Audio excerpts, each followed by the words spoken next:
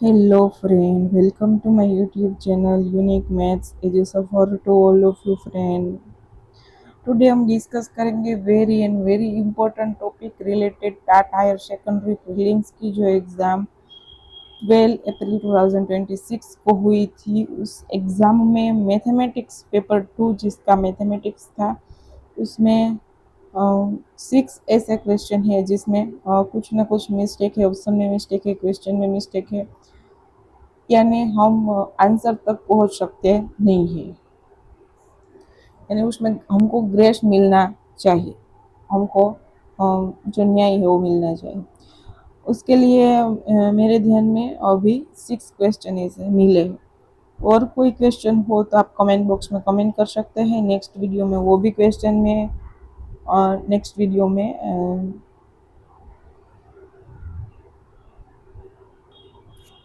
बताऊंगी। सो उसके पहले फ्रेंड अभी तक वीडियो को लाइक नहीं किया, हर वीडियो को लाइक कर दीजिए, चैनल को सब्सक्राइब कर दीजिए, बिकॉज ऐसे इन वीडियो की नोटिफिकेशन मिल रहा है। सो हम जो 6 क्वेश्चन है सभी क्वेश्चन के बारे में बात करेंगे और कहाँ पे मिस्टेक है वो भी बात करेंगे, क्योंकि ऑप्शन में ही मिस्टेक है।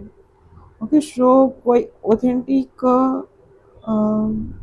की ज़रूरत नहीं है, हमको ऑथेंटिफिकेशन की कोई ज़रूरत नहीं है। कोई क्वेश्चन के प्रिंटिंग मिस्टेक है, ऑप्शन में मिस्टेक है, सो हम आंसर तक नहीं पहुंच सकते। हम बात करते हैं सभी क्वेश्चन पे, क्वेश्चन पे ही जो है वो बात करेंगे, उसके सॉल्यूशन के साथ ही बात करेंगे। इसके साथ इसका सॉल्यूशन भी मैं बता देती हूँ कि हमको कहाँ पे क्यों मिस्टेक है। ओके, सो फर्स्ट क्वेश्चन के बारे में बात करें। क्वेश्चन नंबर 126, गण ए एवो गण છે કે x belongs to capital N natural નંબરમાંથી છે અને x લેસ દેન 5.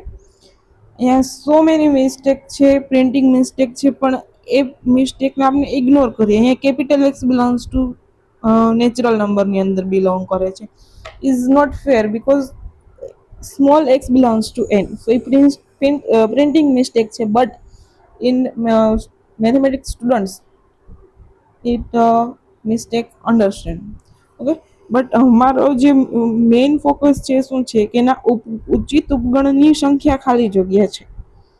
તો ઉચિત ઉપગણની સંખ્યા છે ને એ 15 થાય, ઉપગણની સંખ્યા 16, પણ 15 ઓપ્શનની અંદર આપેલ નથી, એટલે હાલ 16 જ ઓકે કહેવાય।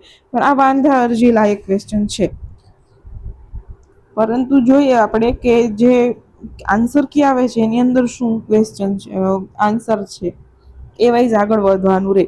પણ અત્યારથી બી પ્રિપેર, આન્સર ક્યાં આવે પછી અમુક ક્વેશ્ચન જે છે એની અંદર વાંધા અરજી કરવાની જ થાય છે। આનું સોલ્યુશન જોઈએ તો જે બુક છે સ્ટાન્ડર્ડ 11ની પાઠ્યપુસ્તક મેથ્સનું જે છે એના પેજ નંબર 11 ઉપર આ ડેફિનેશન આપી છે કે ધારો કે એ અને બી બે ગણ છે, એ બી નો ઉપગણ છે અને એ ઇઝ નોટ ઇક્વલ ટુ બી હોય તો એને બી નો ઉચિત ઉપગણ કહે છે। એટલે ઉચિત ઉપગણ કોને કહેવાય કે A is not equal to B, proper subset ના હોવો જોઈએ, એટલે એનો પ્રોપર સબસેટ કહે છે। ઓકે, એનો પ્રોપર સબસેટ હોય તો એની અંદર ઉપગણની સંખ્યામાં જે આપણે ગણ પોતે પોતાનો ઉપગણ થાય એવું આપણે એક લઈએ છીએ અને એક ખાલી ગણ લઈએ છીએ। ઓકે, ઉપગણની સંખ્યાની અંદર એ જે એક વધારાનો ગણ લઈએ છીએ ને, જે ગણ પોતે પોતાનો ઉપગણ થાય એ પ્રોપર સબસેટમાં પોસિબલ ના થાય।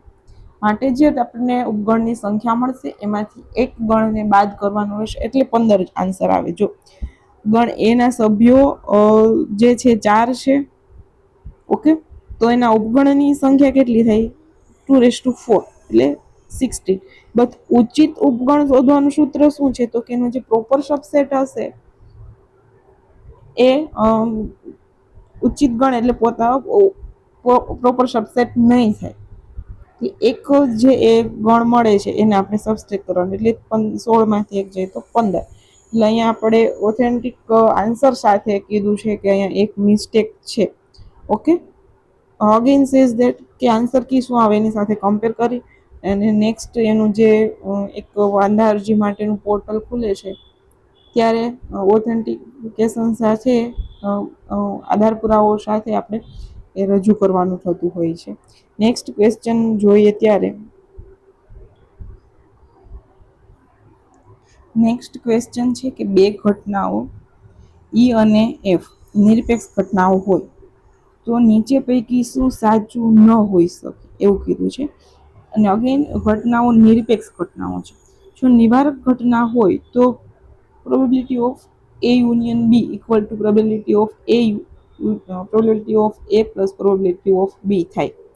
ઓકે, પણ આપણા કેસની અંદર ઘટના નિરપેક્ષ ઘટના છે. તો નિરપેક્ષ ઘટના હોય ને તો A B અને D સાચું થાય, C સાચું ન થાય. પરંતુ ઓપ્શન A અને ઓપ્શન બી ની અંદર probability of F upon F બોથની અંદર એફ અપોન એફ આપ્યું છે, આ પોસિબલ નથી. એટલે ઓપ્શનની અંદર મિસ્ટેક છે, પરંતુ આપણે ઓપ્શન સિલેક્ટ કરી શકીએ, નો ડાઉટ. પણ ઓપ્શનમાં મિસ્ટેક આપેલી છે, એટલે એ એક મિસ્ટેક તો કહેવાય જ. ઓકે, ઓપ્શન સી સાચો થશે, નો ડાઉટ. એન્ડ આન્સર કીમાં પણ ઓપ્શન સી જ આવશે. પણ જો મિસ્ટેક શું છે એ કહું છું કે મિસ્ટેક એવી છે કે નિરપેક્ષ ઘટનાઓ હોય તો P of E probability of E upon F equal to P of E થાય. And P of probability of F upon E equal to P of E થાય. બટ ત્યાં શું છે, બોથ ઓપ્શનની અંદર P of F upon F. Okay, તો જ્યાં probability of P of E છે ઓપ્શન બી ની અંદર, એફ ને બદલે ઈ આવવો જોઈએ ક્યાં ઉપર ડિનોમિનેટર. અને જ્યારે ઓપ્શન એ ની અંદર ન્યુમિનેટરની અંદર પી ઓફ ઈ આવવું જોઈએ. આ જે છે એ chapter number last chapter standard 12નું જે સંભાવનાનું છે એનું કટિંગ લીધેલું છે. એટલે ટેક્સ્ટ બુક ઓથેન્ટિફિકેશન છે, પણ મિસ્ટેક છે એ તમને ધ્યાન દોરવા બાબત છે. આગળ કે ક્વેશ્ચનની અંદર નિરપેક્ષ ઘટના છે, નિવારક ઘટના હોય તો આ પોસિબિલિટી રહી કે P of A union B equal to P of A plus P of B થાય. પણ આપણે કેસની અંદર નિવારક ઘટના નથી, નિરપેક્ષ છે, એટલે ઓપ્શન સી સાચો છે, નો ડાઉટ. બટ અહીંયા પી ઓફ એ અને P of F upon F both ઓપ્શનની અંદર છે, ત્યાં એક ભૂલ છે. ઓકે, બે ક્વેશ્ચન થયા. નેક્સ્ટ ક્વેશ્ચન પર મૂવ કરીએ. Question number 144. આ ક્વેશ્ચનની અંદર ઓપ્શન સાચો છે જ નહીં. ઓકે, પરસ્પર લંબ હોય તો પી મેળવવાનો છે, આવો આપણો ઓપ્શન છે. નેક્સ્ટ પ્રશ્ન છે કે રેખાઓ 1 minus x upon 3, 7y minus 14 upon 2p equal to Z minus 3 upon 3 અને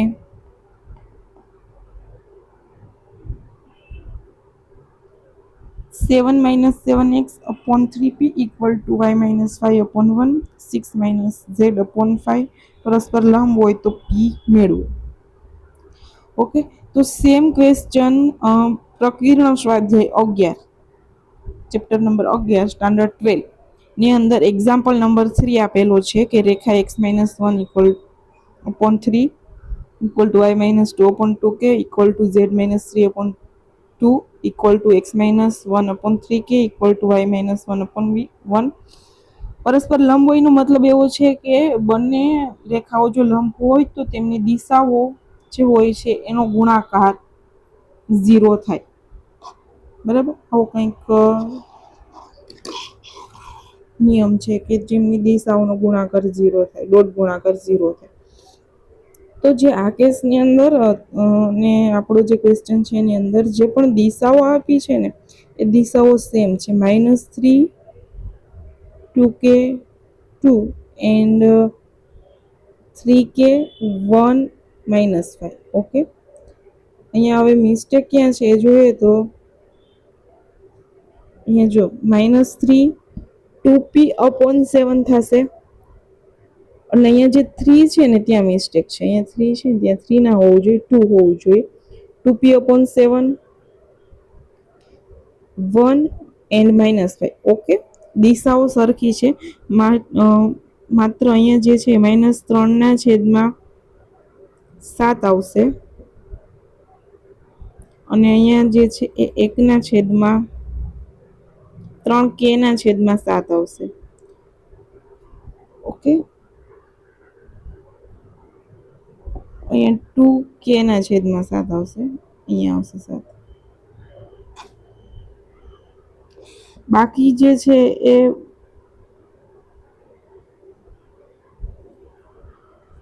સેમ જ એક્ઝામ્પલ છે એવું કહી શકાય. ઓકે, હવે આ એક્ઝામ્પલ સોલ્વ કરીએ ને તો આનો આન્સર શું થશે?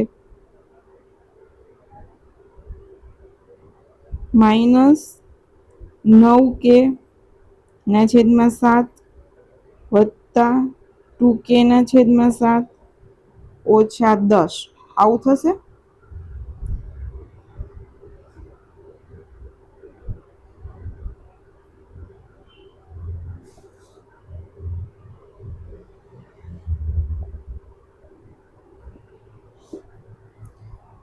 ત્યાં જે જવાબ છે ને આ ક્વેશ્ચનનો જવાબ એટલે કે ટેક્સ્ટ બુક્સનો જવાબ એ -10/7 આવે છે.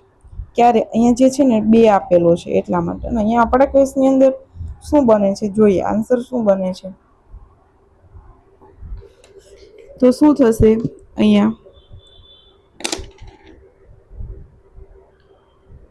પહેલી રેખા છે ને એની દિશા થશે -3 2p/7 and 3. બીજી જે રેખા છે ને એની દિશા થશે 3/-3/7p, તો -3p/7 બરાબર 1 અને -5. હવે આ બંનેનો ગુણાકાર 0 થાય. ઇટ મીન્સ કે 9p/7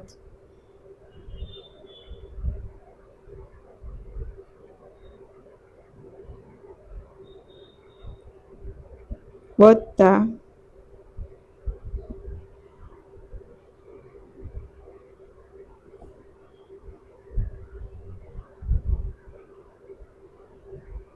2p/7 ઓછા 15 થઈ જાય. અહીંયા થોડીક એવી મિસ્ટેક છે, થોડીક નહીં, એમ તો માઇનસની પણ મિસ્ટેક કે આપણે આન્સર સુધી પહોંચી જ નથી શકતા. ઓકે, = 0. તો અહીંયા શું થઈ જશે? 15 એટલે p = 15/7/11. કોઈ તરફથી આન્સર સુધી પહોંચી શકાય એમ નથી. એક છે કે જો અહીંયા 2 હોય ને તો આન્સર સી આવી શકે, 70/11. પણ કાં તો પછી ઓપ્શનમાં મિસ્ટેક છે, કાં પછી ક્વેશ્ચનમાં મિસ્ટેક છે. એટલે પૂરેપૂરો પ્રશ્ન વાંધા અરજીવાળો છે. અને ક્વેશ્ચનમાં નથી મેળ કે નથી ઓપ્શનમાં મેળ, ઓપ્શન સુધી પહોંચી જ નથી શકાતું. તો વિદ્યાર્થી મિત્રો, આવા 6 ક્વેશ્ચન છે. ઇટ મીન્સ કે 6 ક્વેશ્ચનની અંદર ફર્સ્ટ તો પેપર લેન્ધી હતું. 3 માર્કના ક્વેશ્ચન 1 માર્કમાં પૂછેલા હતા. એટલે એની અંદર તમારો જે છે સમય બરબાદ થાય, ટાઈમનો અભાવ રહે. પ્લસ આવા ક્વેશ્ચન મૂકે એટલે આ ક્વેશ્ચન તમારે 2 વખતથી 3 વખત તમારા સેટિસ્ફેક્શન માટે સોલ્વ કરવા પડે. કે કેમ ક્વેશ્ચન સોલ્વ નથી થતો? તમારું પૂરેપૂરું જે છે અભ્યાસ કરેલો હોય કન્ટેન્ટની અંદર, એટલે તમને ડાઉટ રહે કે મારાથી કેમ ક્વેશ્ચન સોલ્વ ના થાય. એટલે આની અંદર તમારો ટાઈમ ફર્સ્ટ તો વ્યય થાય છે અને તમે આન્સર સુધી પહોંચતા નથી, તો પણ તમારો 1 માર્ક ગુમાવો છો. તો આના માટે વાંધા અરજી કરવી 100% બની શકે આવા ક્વેશ્ચનની અંદર. આ 3 ક્વેશ્ચન જોઈએ, આવા હજી બીજા 3 ક્વેશ્ચન છે કે ક્વેશ્ચનની અંદર કંઈક ને કંઈક મિસ્ટેક છે કે તમારે આન્સર સુધી પહોંચી જ ના શકો. ઓકે, એટલે આની અંદર તમે કન્ફ્યુઝન પ્લસ ટાઈમની બરબાદી, આના માટે બીજા તમારે 10 માર્ક તમે ગુમાવો, 15 માર્ક ગુમાવો તો પણ ઓછા કહેવાય. એ બીજા ક્વેશ્ચન તમે જોવાનો ટાઈમ ના મળે. આ બધા ક્વેશ્ચન આની અંદર રિયલાઇઝ થતા હોય છે. અને આ 6 ક્વેશ્ચન તો છે જ કે તમે ઓપ્શન કંઈક છે જ નહીં એની અંદર. નેક્સ્ટ ક્વેશ્ચન જોઈએ તો આની અંદર આ ક્વેશ્ચન પણ બેઠો ક્વેશ્ચન ટેક્સ્ટ બુકનો છે. હવે આ ક્વેશ્ચનની અંદર ક્યાં ભૂલ છે જોઈએ. ઇન્સ્ટિટ્યૂટ શબ્દોના મૂળાક્ષરથી બનતા ક્રમચયોની સંખ્યા. આન્સર સાચો આપ્યો છે, ઓપ્શન સી. ઓકે, આ સોલ્યુશન મેં મૂક્યું છે જ્યારે યુટ્યુબ ઉપર ત્યારે કોઈની કોમેન્ટ છે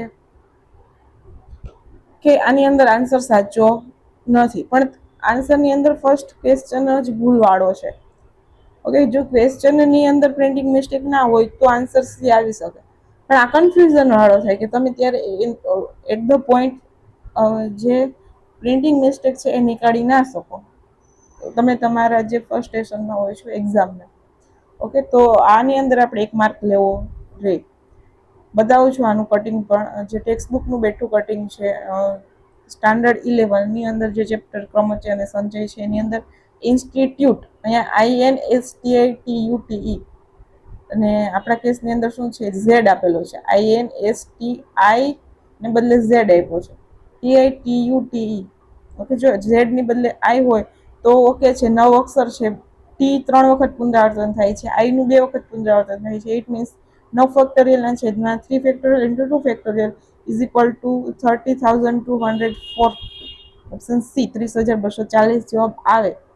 ઓકે, બટ મિસ્ટેક છે કે તમે એટ ધ ટાઈમ ના નીકાળી શકો, તો ઓપ્શનની અંદર કન્ફ્યુઝિંગ રહે. ઓકે, જો અહીંયા પ્રિન્ટિંગની અંદર બધું ઓકે આપેલું છે, જે કટિંગ ટેક્સ્ટ બુકનું બેઠું કટિંગ છે, ટેક્સ્ટ બુકમાં આપેલું છે. તો એની અંદર ઓકે છે, તો 9 ફેક્ટોરિયલ છેદમાં 2 ફેક્ટોરિયલ ઇન્ટુ 3 ફેક્ટોરિયલ, કારણ કે આઈ 2 વખત રિપીટ થાય છે, ટી 3 વખત રિપીટ થાય છે. જો રિપીટિંગ પોઈન્ટ ઝેડ છે, આઈ છે રિપીટિંગ 2 ટાઈમ, ત્યાં જ મિસ્ટેક કરી અને અહીંયા ઝેડ મૂકેલો છે. કદાચ યુ ની અંદર જે છે કે ઈ ની અંદર ઝેડ આવી ગયો હોય ને તો આપણો આન્સર સુધી પહોંચી શકે, પણ જે આઈ રિપીટિંગ થાય છે ત્યાં જ ઝેડ મૂકી દીધો છે. આનો મતલબ શું સમજવું કે 9 ફેક્ટોરિયલ ના છેદમાં 3 ફેક્ટોરિયલ, આવો આન્સર થાય, જે આન્સર ઓપ્શન ની અંદર પાછો આપેલો નથી. ઇન કેસ ઓપ્શન ની અંદર આન્સર આપેલો હોય તો આપણે વાંધો અરજી ના કરીએ, પણ ક્વેશ્ચનમાં ભૂલ છે, ક્વેશ્ચન પ્રમાણે આન્સર આપેલો નથી.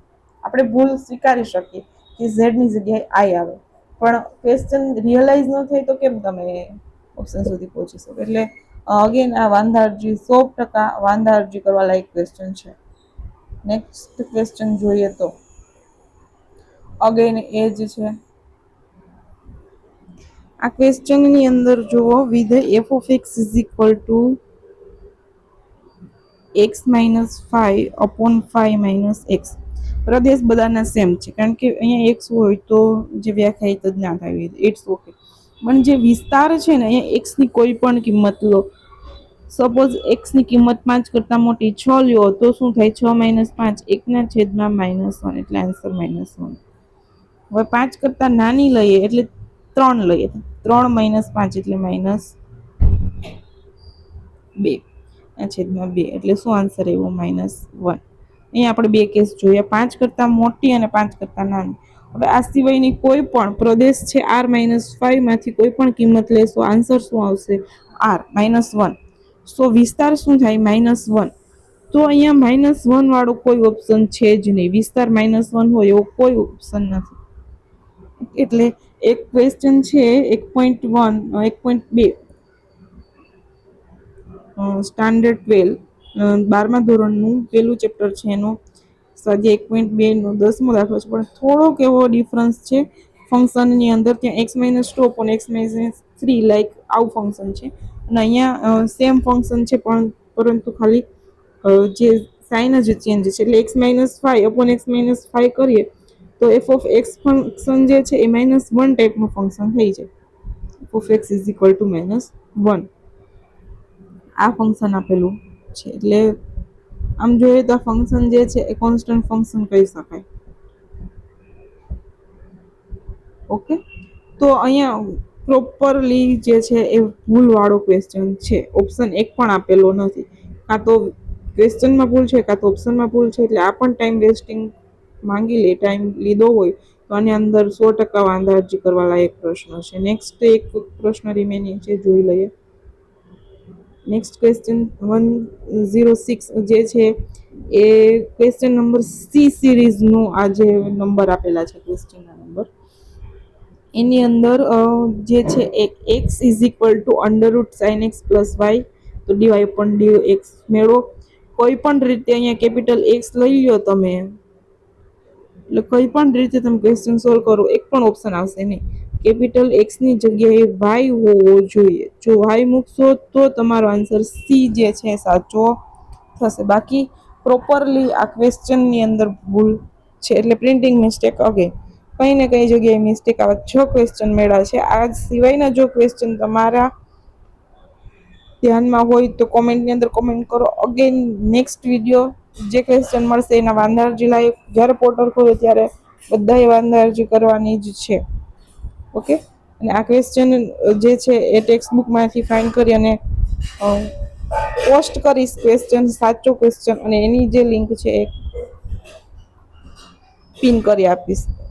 ઓકે, સો આ વિડીયોની અંદર કોઈ ક્વેશ્ચન હોય તો અગેન ક્વેશ્ચન કોમેન્ટ બોક્સની અંદર કમેન્ટ કરો કે જેથી આપણે નેક્સ્ટ વિડીયોની અંદર એનું સોલ્યુશન મેળવીએ. Thank you friend. एंड अभी तक वीडियो को लाइक नहीं किया, वीडियो को लाइक कर दीजिए, चैनल को सब्सक्राइब कर दीजिए.